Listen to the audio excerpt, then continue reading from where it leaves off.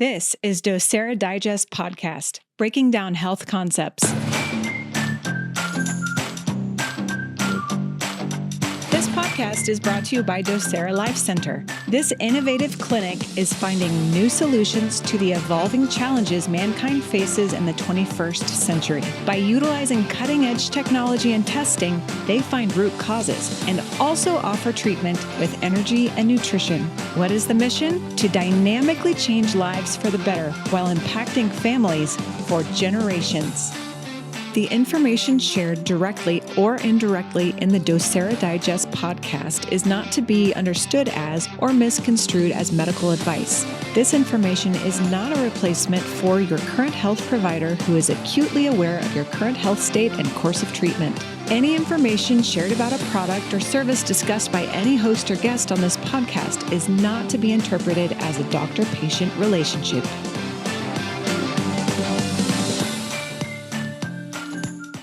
Have you ever walked through a town right after it's been hit by a terrible storm? Seen homes torn apart, streets flooded, or trees snapped in half? It's humbling to see, isn't it? And when you're standing in that aftermath, it's hard to imagine how anything could ever be whole again. But if you come back even just a few years later, you see something amazing. The debris is gone, homes stand again, and families have rebuilt. It's almost unrecognizable. Now, the storm may have caused a lot of damage, but it didn't have the final say. The people who chose to rebuild did. Now, they could have called it quits. They could have given up. Instead, they made a choice to rebuild. And that's where we are right now. We've spent the last few episodes talking about mold, how it creeps in quietly, breaks things down, and leaves destruction in its wake. We've seen how it can tear apart homes, and we've seen how it can wear down the body from the inside out. We see the effects of the storm, but this video is about starting to put the pieces back together. Because no matter how much damage mold has done, the blueprint for restoration is still inside you. You were designed to rebuild, and when you clear the debris, restore flow, and realign with that design, your body begins to do what it was created to do. To heal. Now, when you've been battling mold illness, it's easy to feel like your body is broken beyond repair. That's because you lose energy, you lose focus, and you even lose confidence in your own ability to get better. I've seen so many people reach that point where they feel like they've tried everything and nothing works. To heal. But here's what I've learned. Your body isn't fighting against you, it's fighting for you. Those symptoms aren't proof of failure, they're signals that something's off and your body is doing everything it can to survive in a toxic and unhealthy environment. When we begin to listen to those signals instead of suppressing them, the path to healing becomes clearer. So today we're going to talk about what recovery really looks like with mold illness. Not in vague terms, but practically. How you stop the demolition, how you help your body clear what's already inside, and how you rebuild what's been torn down. Because this is where we shift from breakdown to breakthrough. This is where healing begins. The first and most important step in recovering from mold illness is to stop the exposure. You can't rebuild if the demolition crew is still at work. And mold doesn't stop just because you've started taking supplements or you've started eating clean. It has to be dealt with at the source. Now, when I say stop the exposure, I'm not just talking about running an air purifier or wiping down a windowsill. Now, those are great, but they're often not enough on their own. Sometimes you need some actual remediation, and that can feel daunting if you've never gone through it before. When mold has made its way into the walls, floors, HVAC system, or insulation, that's not something a candle or essential oil can fix. The spores you see on a wall are just the tip of the iceberg. The real problem often hides behind drywall, inside vents, under carpet pads, or even within your furniture. That's why simply cleaning visible mold doesn't always stop the symptoms, because the source is still alive and producing toxins behind the scenes. If you suspect a deeper issue, maybe you've had water damage, flooding, a roof leak, or you have a chronic musty odor, it's worth bringing in a professional who specializes in mold-specific remediation. Now, not every restoration company understands the physiological side of mold illness, so look for one that's familiar with mycotoxin exposure, or CIRS, that's chronic inflammatory response syndrome. During remediation, containment is key. That means sealing off affected rooms with plastic barriers so spores don't spread to the rest of the house. Having industrial HEPA air scrubbers running during cleanup can help also to pull spores and mycotoxins out of the air. Just so you know, bleach is not the answer. Bleach might make the mold disappear visually, but it rarely kills the root. In fact, it can drive the colony deeper into porous surfaces and release more toxins in the process. Instead, professional remediation often uses botanical-based antimicrobials, vaporized hydrogen peroxide, or enzymatic cleaners that break down the mold's biofilm without forcing it to defend itself by releasing mycotoxins. Once the visible mold is removed and the underlying moisture problem is fixed, it's equally important to address your HVAC system. If ducts are contaminated, every time the system kicks on, you're spreading spores through the whole home. A full duct cleaning with HEPA vacuums and in some cases a fogging treatment using non-toxic agents can help. But if your system is heavily contaminated or water damaged itself, replacement may be necessary. For some people, remediation alone isn't enough. Even after cleanup, the mycotoxins can linger in the environment, absorbed into porous materials like couches, mattresses, paper, and fabric. And that's where tough decisions come in. If something has a musty smell that won't wash out, or you react when you're near it, like sneezing, coughing, or having tightening of the chest, it may be time to let it go. And I know that can be hard, but holding on to contaminated items can keep your body in a constant state of defense. Now, once remediation is complete, then we can focus on keeping the environment unfriendly to mold so it can't gain a foothold again. This is where you take back control. Now remember, mold loves damp, dark spaces and still air. So to keep it at bay, we do the opposite. First of all, keep your indoor humidity below 50%. Now you can get a cheap, small hygrometer to check your humidity levels. And again, it's not expensive, but it can be a valuable tool for your home and for your health. Now, basements, bathrooms, and laundry rooms are often high humidity areas of the house, so it is important to make sure that they drain properly and to use a dehumidifier if necessary. Next, let's keep air moving as much as possible. Stagnant air breeds problems. So if you open your windows when you can, even for 10 to 15 minutes a day, that can make a dynamic difference. Running exhaust fans while cooking or showering is also important. And then also open up the curtains to let sunlight do its job. UV light kills spores naturally. So open curtains, pull back the blinds, let your house breathe, and let it illuminate. If you have a central HVAC system, change filters monthly, and you can even upgrade to HEPA grade filters if possible. Some patients even use portable HEPA air purifiers in their rooms where they spend the most time, especially bedrooms.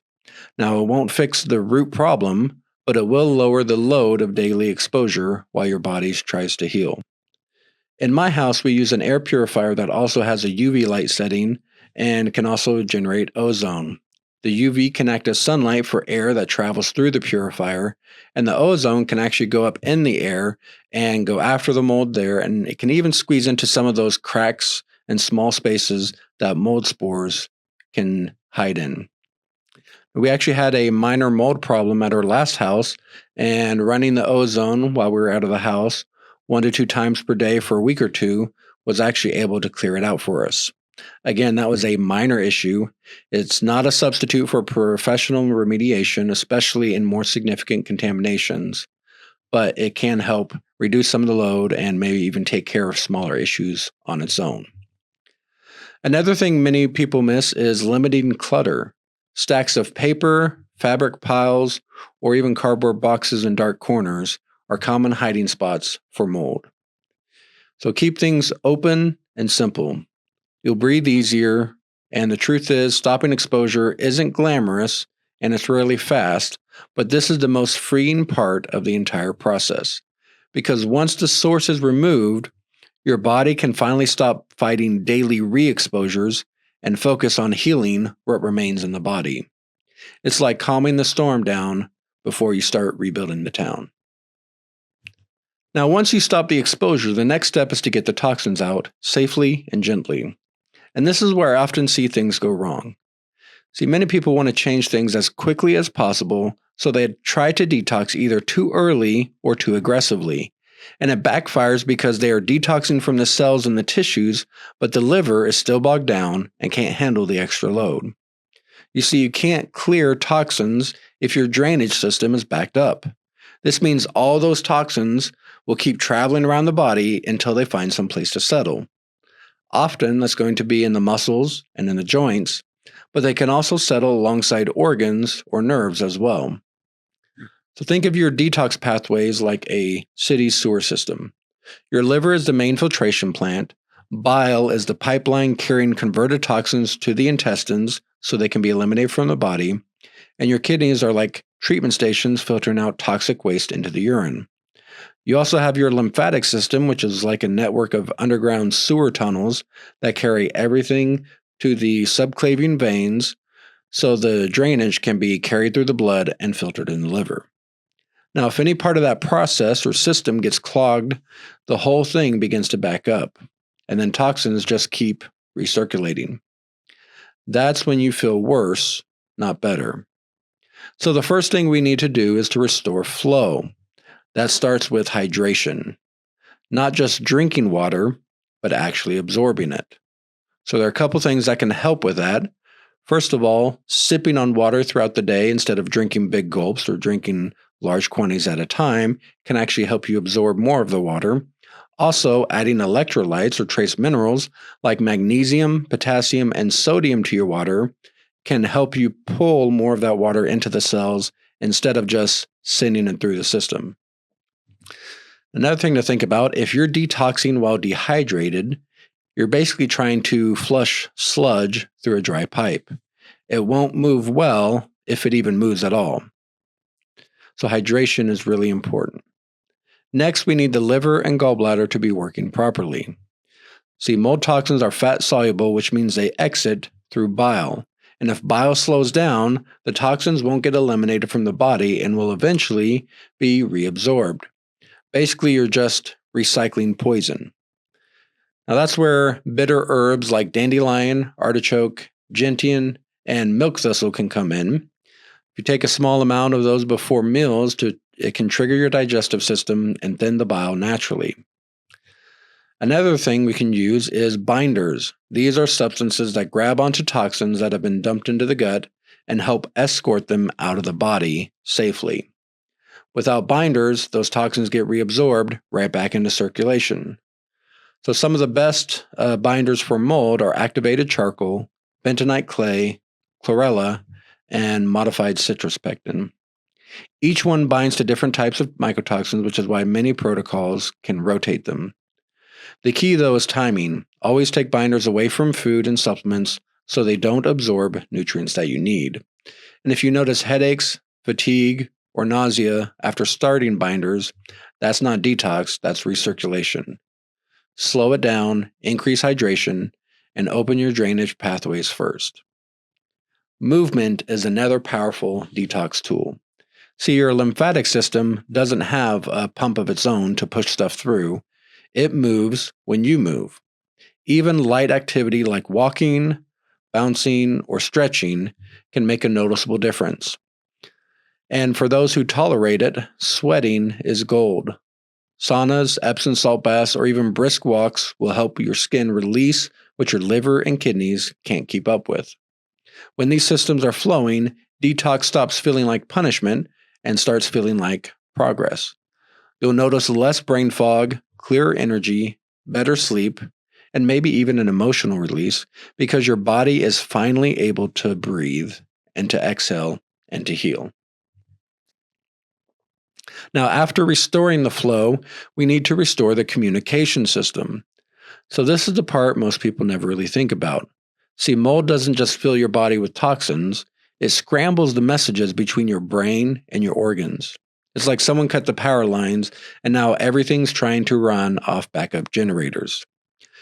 See, the communication system consists of the nervous system and the hormonal system.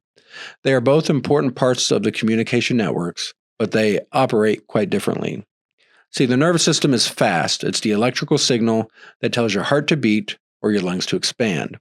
It's like sending messages by email or instant messenger. The hormonal system is slower.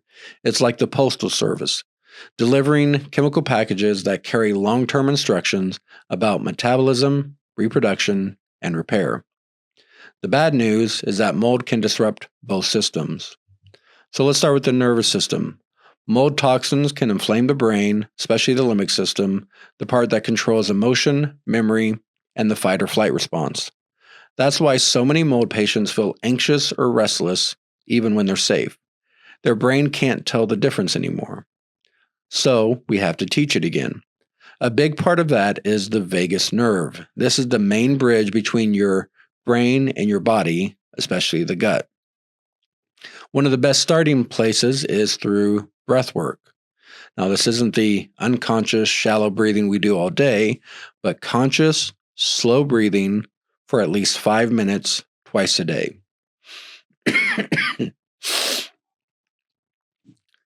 Conscious, slow breathing for at least 5 minutes twice a day.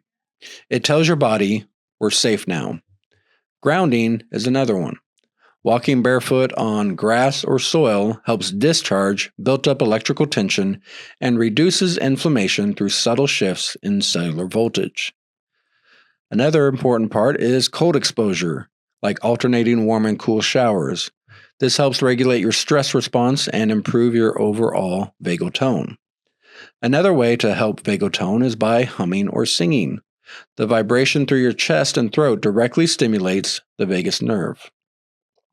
And don't underestimate the power of prayer and meditation either, as they can be a calming force on the whole system. For the hormonal system, our goal is to reestablish rhythm. Now, some mold toxins can mimic estrogen, block thyroid function, and exhaust the adrenals, leaving you feeling tired but wired. Now, we can reset this by syncing with natural cues and rhythms again. So this will be like the normal circadian rhythms. So important things are getting up in the morning and getting sunlight. So getting outside, getting sunlight in the morning can help regulate cortisol and melatonin. Also, eating protein early in the day can help to stabilize blood sugar. You can also supplement your adrenals with adaptogenic herbs like ashwagandha, rhodiola, or holy basil. For thyroid support, nourish with selenium, zinc, and iodine-rich foods like seaweed and eggs. And for hormone balance, cruciferous vegetables like broccoli, kale, cabbage can help detox excess estrogen safely. Now, when communication returns, something begins to shift. You start sleeping better, your anxiety quiets, your motivation returns, and your body stops reacting to every small stress and starts responding with strength and purpose again. That's the sign that the power lines are being reconnected. This last step is where everything comes together, rebuilding what was broken. Because once the demolition is stopped, the flow restored, and communication reconnected, your body can finally focus on repair. And this part takes time, but it is worth it. Now, mold damages your mitochondria, cell membranes, and gut lining. So we focus on rebuilding those structures from the ground up. For mitochondria, which are your cellular power plants, I often recommend CoQ10 and PQQ to restart the energy cycle, along with acetyl L-carnitine and alpha-lipoic acid, which helps the cells process fats and clear toxins. Magnesium malate and B vitamins, especially riboflavin and niacin, are crucial for energy metabolism. Then we rebuild the cell membranes. Mold toxins make them rigid and leaky, like trying to repair a water balloon that keeps popping. Phosphatidylcholine is one of the best tools for this. It helps repair the outer membrane of every cell, restores biofluidity, and supports the brain. Omega-3s and vitamin E also strengthen that repair process and protect against further damage. So what about gut healing? Now, mold exposure often leads to leaky gut, bloating, and food sensitivities. So things like L-glutamine and zinc carnosine can help repair the intestinal lining. Spore-based probiotics like Bacillus subtilis and Bacillus coagulans help crowd out fungal overgrowth and rebalance the microbiome. And if yeast hasn't taken advantage of the weakened system, natural antifungals like oregano oil, caprylic acid, and berberine can also help bring things back into balance. Finally, we want to support connective tissue repair. So good things for this are vitamin C, silica, and glycine. These act as building blocks for collagen. Bone broth or collagen peptides daily can help joints, skin, and organs strengthen after months or years of inflammation as well. But the most powerful part of this phase isn't a supplement, it's actually movement. When you move, you tell your body, we're alive, we're rebuilding. Even gentle strength training, stretching, or simply walking outdoors helps oxygenate tissues and reawaken the body's drive to repair. Healing takes time, but every step you take is a message to your body that it's safe to rebuild, and it will. Now, when a house is rebuilt after a storm, it doesn't go back exactly the same. It's often rebuilt stronger. It's given a new foundation, uses better materials, and has a wiser design. And I believe that's what healing really is. It's not pretending the storm didn't happen. It's proof that even after the worst destruction, there's still a blueprint for healing underneath it all. Now, you don't have to see the whole plan to know it's there. You can feel it every time your body chooses life over decay. Every cell repairing, every breath recalibrating, every heartbeat saying, I'm not finished yet. That's design, that's purpose. And if you've ever wondered whether you can come back from what's been lost, yes, you can, because the blueprint still stands, and the builder has never left the site. Now, this is something I've seen firsthand many times. So many of my patients come to me feeling like their health and even their life are slowly being destroyed from the inside out. Like there's a storm raging inside their body that no one else can see. They've tried to find help, but no one could give them real answers, and nothing ever seemed to make a lasting difference. But here's what I've learned. No matter how bad the storm has been, healing always starts the same way, by aligning back to design. When you remove what's tearing things down and rebuild what was meant to stand, the whole body starts to come alive again. I've watched people go from hopeless and exhausted to energized, clear-headed, and strong. I've seen families rebuilt, relationships restored, and people rediscover joy they thought they'd lost forever. That's what happens when you stop fighting against your body and you start working with it. When you stop surviving and start restoring. And if that's where you are right now, if you feel like the storm has left you in pieces, I want you to know that your body was designed to heal.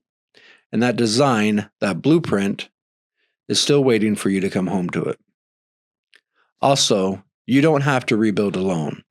I have helped many patients to find health and freedom again, and I would love to help you as well.